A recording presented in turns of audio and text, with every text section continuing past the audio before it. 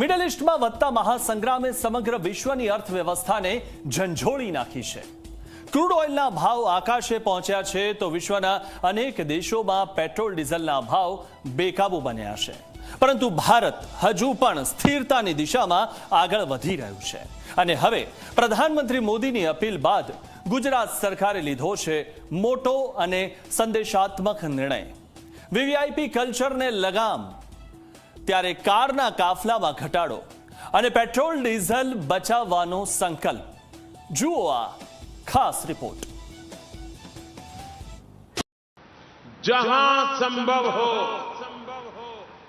Petrol diesel का उपयोग कम करें।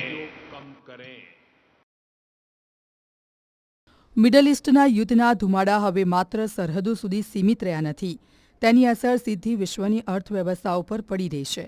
ક્રૂડ ઓઇલના ભાવમાં ભારે ઉછાળો આવ્યો છે અને અનેક દેશોમાં ઈંધણની કિંમતો સામાન્ય લોકો માટે ભારરૂપ બની ગઈ છે, પરંતુ ભારતમાં સ્થિતિ હજી નિયંત્રણમાં છે, કારણ કે કેન્દ્ર સરકાર સતત આયોજનબદ્ધ રીતે પરિસ્થિતિ પર નજર રાખી રહી છે અને હવે પ્રધાનમંત્રી નરેન્દ્ર મોદીએ દેશવાસીઓને એક ખાસ અપીલ કરી છે કે જાહેર પરિવહનનો વધુ ઉપયોગ કરો અને શક્ય તેટલો પેટ્રોલ ડીઝલનો વપરાશ ઘટાડો। साथियों, आज जो संकट है उसमें हमें विदेशी मुद्रा बचाने पर भी बहुत जोर देना होगा, क्योंकि दुनिया में पेट्रोल डीजल इतना ज्यादा महंगा हो गया है, पहले से कई गुना ज्यादा कीमतें बढ़ गई है। तो हम सबका दायित्व है कि पेट्रोल डीजल की खरीद पर जो विदेशी मुद्रा खर्च होती है, पेट्रोल डीजल बचाकर हमें वो मुद्रा भी बचानी है। પ્રધાનમંત્રીની આ અપીલ બાદ ગુજરાત સૌથી પહેલું એક્શનમાં આવ્યું છે। રાજ્યપાલથી લઈને મુખ્યમંત્રી અને મંત્રીઓ સુધી વીવીઆઈપી કલ્ચરમાં હવે મોટો ફેરફાર જોવા મળી રહ્યો છે। ગુજરાતના રાજ્યપાલે તો કારમાં પ્રવાસ કરવાનું જ ટાળવાનો નિર્ણય લીધો અને હવે તેઓ ટ્રેન તથા રેલવે મારફતે જ પ્રવાસ કરશે તેવી જાહેરાત કરી છે। प्रधानमंत्री जी की इस अपील को शिरोधार्य करते हुए मैंने यह निर्णय लिया है कि जब तक पेट्रोलियम की स्थिति सामान्य नहीं हो जाती, मैं राज्य के भीतर किसी भी आयोजन के लिए हेलीकॉप्टर या हवाई यात्रा का उपयोग नहीं करूंगा। इसके स्थान पर मैं ट्रेन, राज्य परिवहन बसों और सार्वजनिक साधनों का ही उपयोग करूंगा। इतना ही नहीं, राज्यपाल के रूप में प्राप्त Z+ सुरक्षा के काफिले को दरकिनार करते हुए मैंने निर्णय लिया है कि अब मेरे काफिले में न्यूनतम गाड़ियां ही रहेंगी। તો બીજી તરફ મુખ્યમંત્રી ભૂપેન્દ્ર પટેલે પોતાના કાફલામાં મોટો ઘટાડો કર્યો છે। અગાઉ જ્યાં 10 જેટલી ગાડીઓનો કોન્વોય જોવા મળતો હતો, ત્યાં હવે માત્ર 3 કાર સાથે જ મુખ્યમંત્રી પ્રવાસ કરી રહ્યા છે।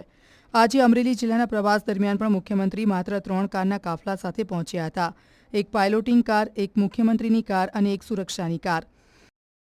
રાજ્ય સરકારના નવા નિર્ણય મુજબ હવે રાજ્યના તમામ મંત્રીઓને કોન્વોય કે પાયલોટિંગ કાર ફાળવવામાં આવશે નહીં, માત્ર સુરક્ષા કેટેગરીમાં આવતા વીવીઆઈપીને જ આ સુવિધા મળશે। મુખ્યમંત્રી અને નાયબ મુખ્યમંત્રી સિવાય હવે અન્ય કોઈ મંત્રીઓને વિશેષ કાફલાની સુવિધા નહીં મળે। સરકારનું માનવું છે કે પેટ્રોલ ડીઝલ બચત માટે આ પહેલું મહત્વપૂર્ણ પગલું સાબિત થશે।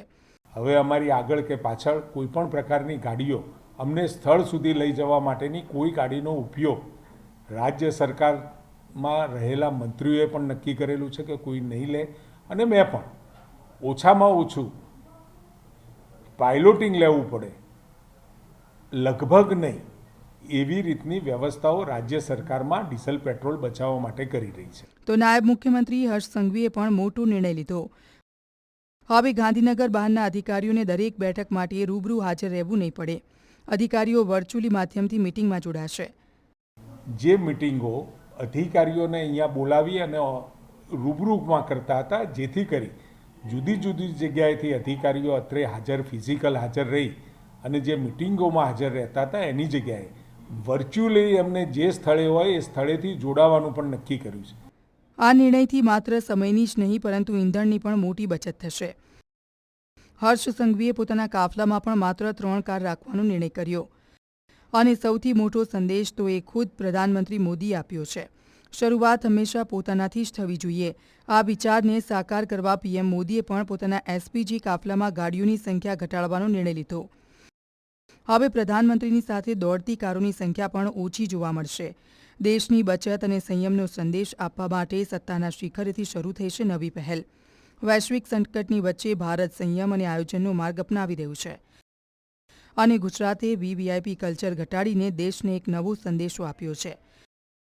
પ્રશ્ન હવે એટલો જ છે કે શું સામાન્ય લોકો પણ હવે જાહેર પરિવહન અને ઈંધણ બચત તરફ આગળ વધશે? Bureau report, Zee media.